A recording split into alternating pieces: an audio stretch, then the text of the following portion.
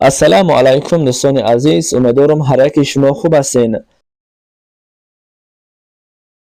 $100 ایالات متحده آمریکا برابر به 1095 سومانی و همچنین 100 یورو برابر به 1159 سومانی.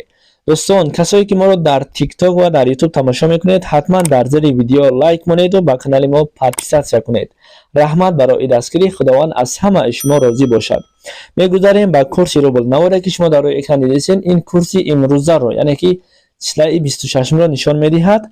1000 روبل برابر به 117 سومان و 60 درم، یعنی که کورس روبل روز تا روز بالا رفته سه. ان شاء الله که من بعد بالا میشود، ناامید نشوید.